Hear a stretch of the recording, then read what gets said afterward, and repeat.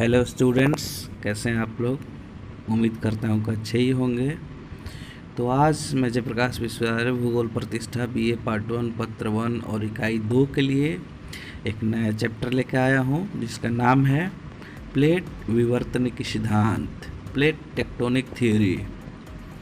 इस वीडियो को बनाने के लिए मैंने 3 पुस्तकों का सहारा लिया है। भौतिक भूगोल डॉक्टर चतुर्भुज मौर्य, भौतिक भूगोल डॉक्टर शविंदर सिंह और भौतिक भूगोल विश्व का भूगोल बौद्धिक प्रकाशन की पुस्तक है एस.के. ओझा की। तो आइए शुरू करते हैं प्लेट टेक्टोनिक थ्योरी। तो सबसे पहले हम लोग जानेंगे कि प्लेट क्या होता है। तो प्लेट समझने के लिए आप अपने घर के प्लेट की तरफ दिमाग लगाइए। कैसा होता है प्लेट? छोटा छोटा, जिसमें हम कुछ भी रख के खाते पीते हैं, कुछ भी सामान रखते हैं। जस्ट लाइक वैसे ही जिस पृथ्वी पर हम लोग रहते हैं, तो वो जो भूखंड है तो वो कई टुकड़ों में बटा हुआ है। भले ही हमें वो टुकड़े नहीं दिखाई देते, एक दूसरे से चिपके हुए दिखाई देते हैं, लेकिन उन्हीं बड़े बड़े भूखंडों को हम लोग प्लेट कह सकते हैं।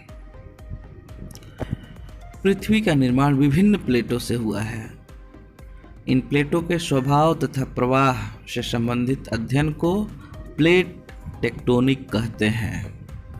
ये प्लेट्स अपने ऊपर महाद्वीप तथा महासागरीय भागों को प्रवाह के साथ स्थानांतरित करती है, मतलब एक जगह से दूसरे जगह आती जाती हैं।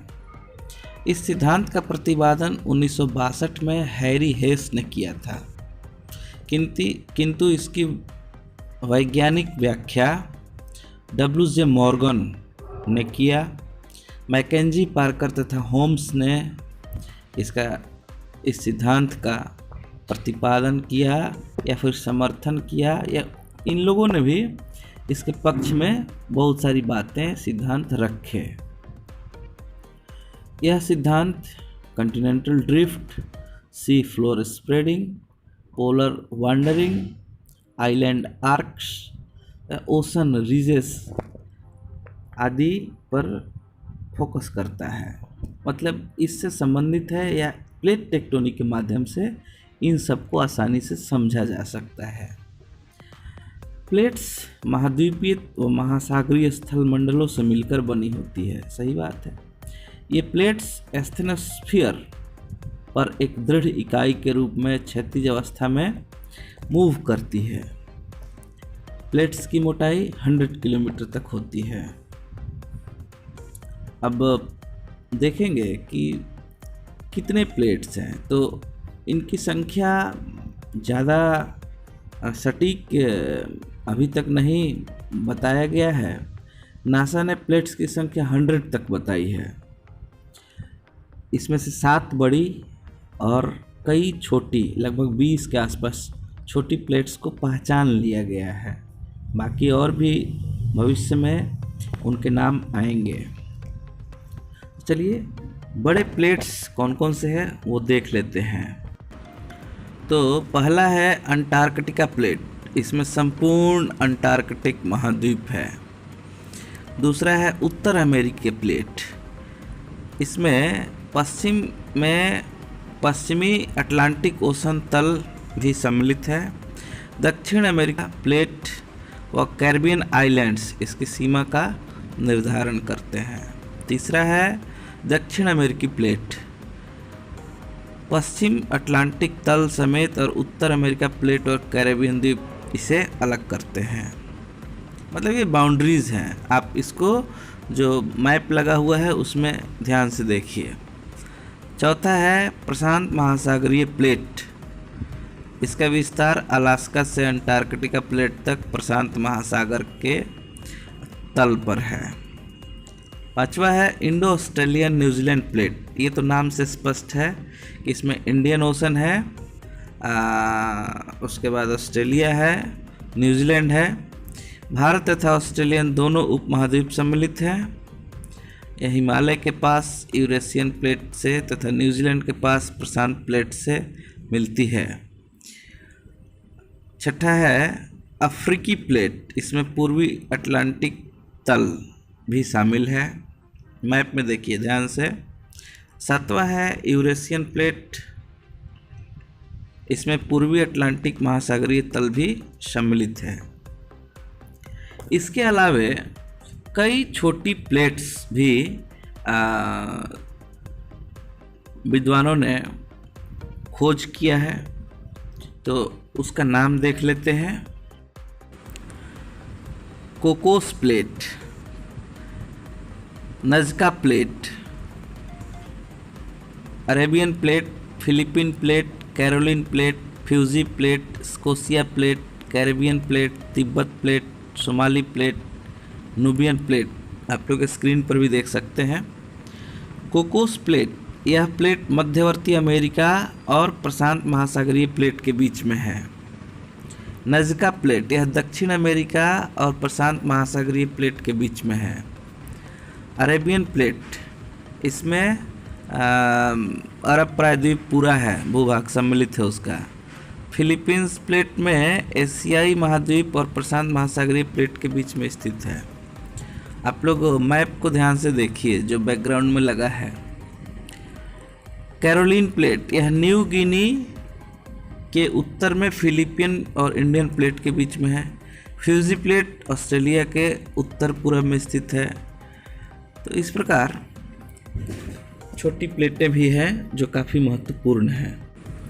किसी भी प्लेट को महाद्वीपीय या महासागरीय प्लेट कैसे कहा जाता है, तो इसको हम लोग देखते हैं। महासागरीय प्लेट, इसका भार अधिक होता है तथा मोटाई कम होता है। ये समुद्र नितल से युक्त बेसाल्ट द्वारा निर्मित है, यानी कि समंदर के नीचे जो है पूरा बेसाल्ट की जो चट्टानें होती हैं वो महासागरीय प्लेट हैं, जैसे प्रशांत महासागरीय प्लेट। दूसरा है महाद्वीपीय प्लेट, यह अपेक्षाकृत हल्की होती है और ग्रेनाइट की बनी होती है। ये मोटी एवं समुद्र तल से ऊंची होती हैं, जैसे यूरेशियाई प्लेट तथा अंटार्कटिका प्लेट। इसके अतिरिक्त कुछ प्लेटें ऐसी हैं जो महासागरीय महाद्वीपीय दोनों प्रकार की हैं, जैसे अमेरिकी प्लेट, इसमें स्थल भाग भी है और जल भाग भी है। भारतीय प्लेट, इसमें भी स्थल भाग और जल भाग दोनों हैं। छोटी प्लेटें बड़ी प्लेटें से अलग मूव कर सकती हैं, और सबसे महत्वपूर्ण है इन प्लेट्स का मार्जिन एंड बाउंड्री, क्योंकि इसी के सहारे बहुत सारी घटनाएं होती हैं, जैसे भूकंप, ज्वालामुखी एंड टेक्टोनिक घटनाएं। तो हम दो चीज़ों में अंतर जानेंगे।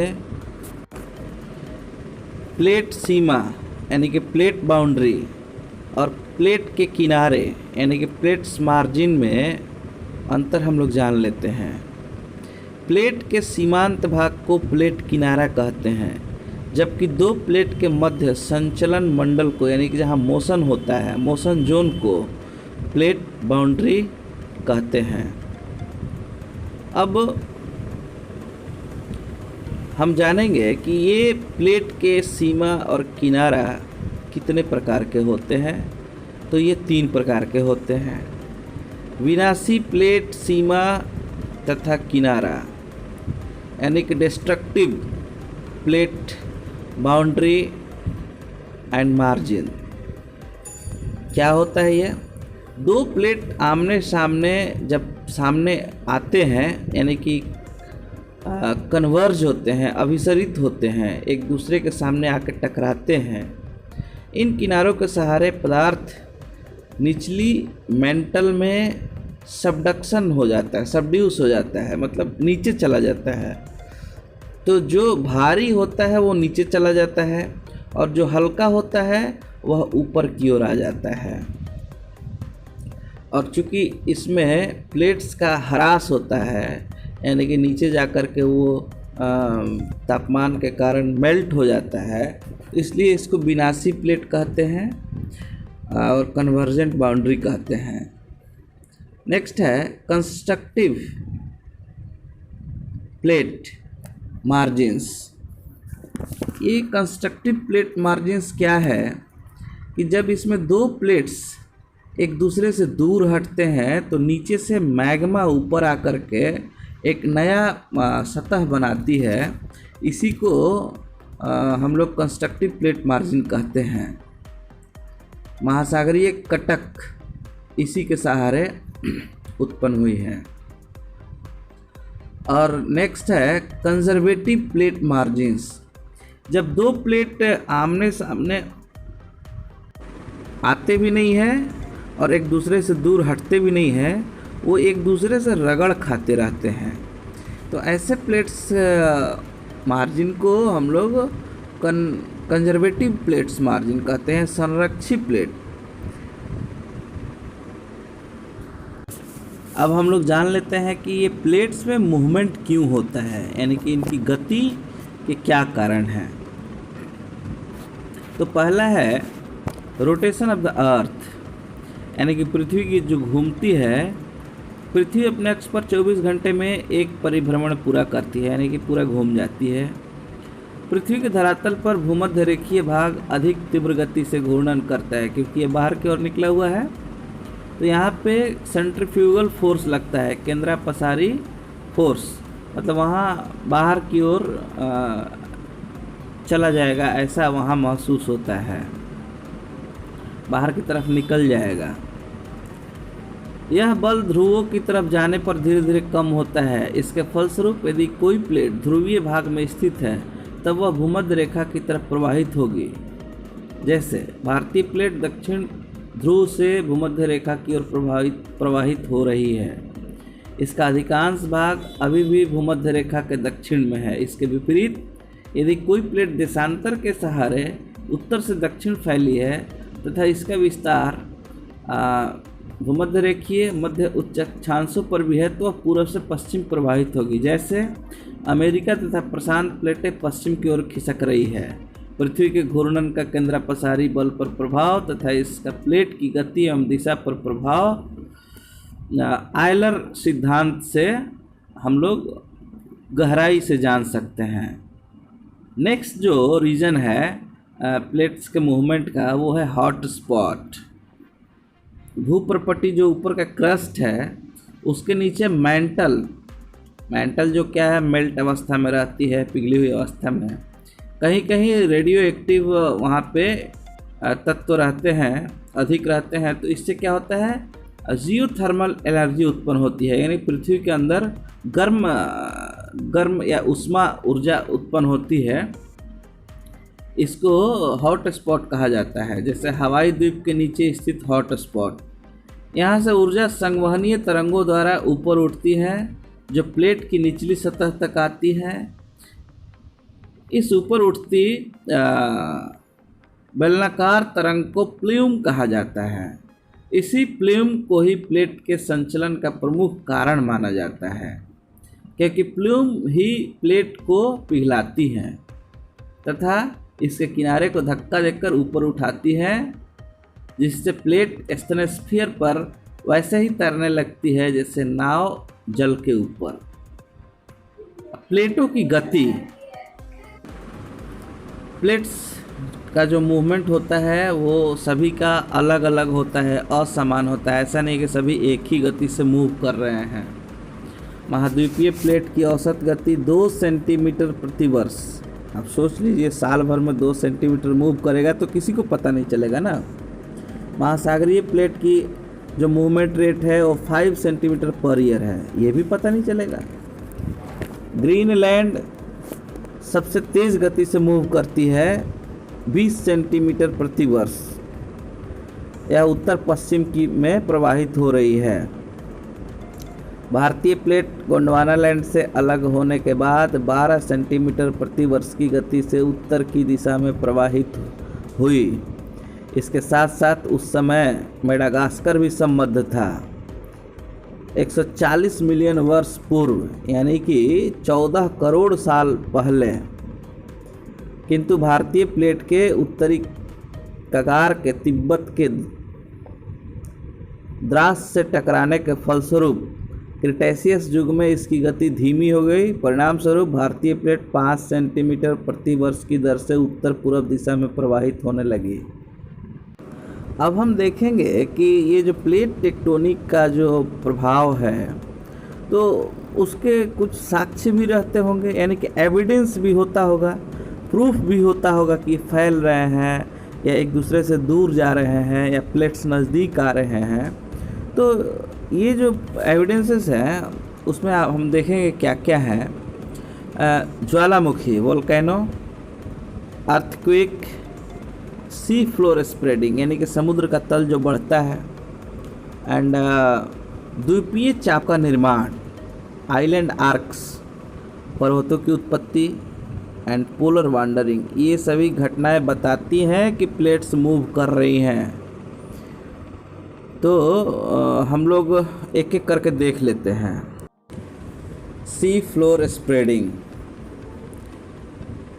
इसका जो कंसेप्ट है सबसे पहले प्रिंसटन यूनिवर्सिटी के प्रोफेसर हैरी हेस ने 1960 में किया। 1952 में मैसन ने प्रशांत महासागर में चुंबक मापिक यंत्र की सहायता से सागर तल की शैलों के यानी कि चट्टानों के चुंबकत्व से संबंधित महत्वपूर्ण सूचनाएं प्राप्त की। फिर उन्होंने उत्तर अमेरिका के पश्चिमी तट के सहारे प्रशांत महासागर के नितल का सर्वेक्षण किया और सर्वेक्षण के दौरान ही मैग्नेटिक एनोमैलीज यानी कि जो विसंगति होता है कि आंकड़ों को एक चार्ट पर जब प्रदर्शित किया तो उत्तर तथा दक्षिण दिशा में लंबी पट्टियों का स्पष्ट प्रारूप सामने आया। इन आधारों पर हेस ने यह बताया कि मध्य महासागरीय कटक मिड ओशनिक रीजेस मैंटल से ऊपर उठने वाली कन्वेक्शनल करंट के ऊपर स्थित हैं। इस कटक के सहारे नए पदार्थ लावा का निर्माण होता है तथा इस सहारे नवनिर्मित क्रस्ट कटक के दोनों ओर सरकती जाती हैं। इस प्रकार हेस के अनुसार सागर नितल में प्रसार होता है तथा महासागरीय खड्ड के सहारे क्रस्ट का विनाश होता है। कहने का मतलब ये है कि जहाँ दो प्लेट्स हैं वो प्लेट्स यदि एक दूसरे से दूर हटती हैं तो नीचे से मैग्मा निकल के ऊपर लावा के रूप में आता है और वो फैल जाता है। तो वहाँ पे कटक का निर्माण होता है। कटक क्या होता है? समुद्र में स्थित पर्वत होते हैं। तो ऐसी जगहों पे जब कटक का निर्माण होता है तो कटक के दोनों तरफ की चट्टानें जब पहले एक साथ थी तो उनका मैग्नेटिक जो उसमें क्या बोलते हैं उनके जो गुणधर्म थे वो एक जैसे होते हैं। इसी चीज़ को उन्होंने प्रशांत महासागर में एक सर्वे के द्वारा प्रदर्शित किया।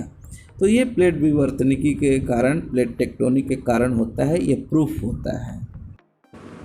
नाउ वी विल सी कि प्लेट टेक्टोनिक्स के कारण कॉन्टिनेंटल ड्रिफ्ट होता है। इसको भी प्रूफ करके देखा गया है।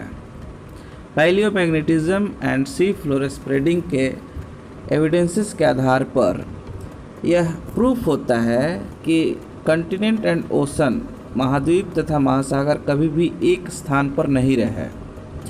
महासागरों के खुलने तथा बंद होने के भी प्रमाण मिलते हैं। जैसे रूम सागर प्रारंभिक वृहत महासागर का अवशिष्ट भाग है तथा प्रशांत महासागर में निरंतर संकुचन हो रहा है, यानी कि छोटा होते जा रहा है क्योंकि इसके कटक पर अमेरिकन प्लेट का क्षेपण हो रहा है, सबडक्शन हो रहा है। इसके उल्टा पिछले 20 करोड़ वर्षों से अटलांटिक महासागर का विस्तार हो रहा है। लाल सागर का खुलना भी प्रारंभ हो गया है। तो ये सभी को देख करके इस आधार पर यह पता चलता है कि जब महासागर खुलता है अर्थात उसमें विस्तार होता है तो महाद्वीपीय भाग एक दूसरे से दूर विस्थापित होते हैं और जब महासागर बंद होने लगते हैं तो महाद्वीपीय भाग एक दूसरे के करीब आने लगते हैं। तो प्लेट टेक्टोनिक्स और कॉन्टिनेंटल ड्रिफ्ट साथ साथ जुड़ा हुआ है। इस प्रकार हम लोगों ने प्लेट टेक्टोनिक थ्योरी में बहुत सारी चीज़ों को जाना कि प्लेट्स क्या हैं, प्लेट्स के बाउंड्री क्या होते हैं, मार्जिन्स क्या होते हैं, मेजर प्लेट्स कौन कौन है, माइनर प्लेट्स कौन कौन से हैं, और ये प्लेट्स के मूवमेंट के फोर्सेस कौन कौन से हैं, क्यों मूव करता है, और इन प्लेट्स के मूवमेंट से क्या क्या चीज़ें होती है। उसमें सी फ्लोर स्प्रेडिंग भी देखा हम लोगों ने, और हम लोगों ने ये भी देखा कि कॉन्टिनेंटल ड्रिफ्ट भी इसी कारण से होता है। तो इस प्रकार यह चैप्टर समाप्त होता है और आप लोगों से आशा है कि आप लोग बुक्स का, इंटरनेट का और अन्य किसी भी स्रोत का सहारा लेकर के एक अच्छा सा नोट्स बनाएंगे, एग्ज़ाम में विथ फिगर प्रेजेंट करेंगे। फिगर हमारे वीडियो में भी है और आप अच्छा मार्क्स पाएंगे, ऐसी आशा है, ऐसी होप है। इसी शुभकामना के साथ धन्यवाद।